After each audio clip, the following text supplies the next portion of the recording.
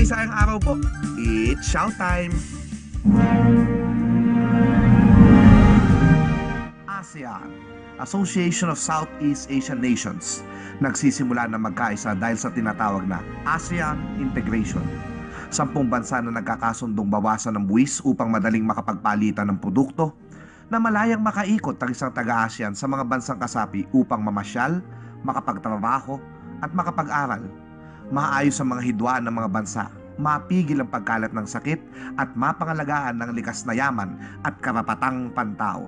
Ngunit, paano pa nating masasabing ASEAN tayo kung una, bilang mga Pilipino nga hindi tayo magkaisa, nag-aaway ang iba't ibang rehiyon sa atin, gayon din ang mga kulay ng politika.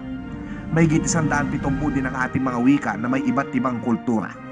Ikalawa, paanong naging ASEAN tayo mga Pilipino kung tila mas kanluranin tayo sa ating kultura kaiba sa mga kapitbahay natin sa Timog Silangang Asya na may mga Asyanong kultura at relihiyon? Ano ang batayan ng ating pagkakakilanlan bilang Pilipino at ASEAN? Simple lang, 2 bagay. Una, marami sa mga mamamayan ng ASEAN ay nanggaling sa isang base culture and language, ang mga Austronesians. Mga ninuno nating walang takot na hinarap ang mga malalaking alon at distansya upang ikalat ang ating lahi. Gumawa ng mga bangkang may katig na hinangaan ng tulin at tibay at nagkaroon ng mga wika na iba-iba man ay magkakaugnay pa rin.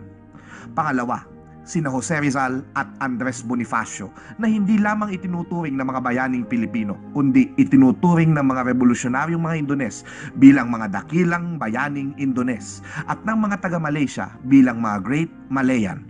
Ano pa't pare-pareho naman ang ating pinagmulang kultura at lahi. Kaya, mahalaga ang pagsasalaysay ng kasaysayan dahil iba-iba man tayo, maaari nating makita kung ano ang pagkakapareho natin. Gayon lang naman ang dapat na maintindihan natin para magkaisa na tayong lahat, di ba? Na iisa ang ating rehiyon, iisa rin dapat ang ating direksyon at ang ating kinabukasan. Ako ay Pilipino, ako ay ASEAN.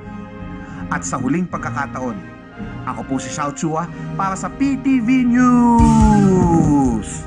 And that was Showtime. Now, signing off.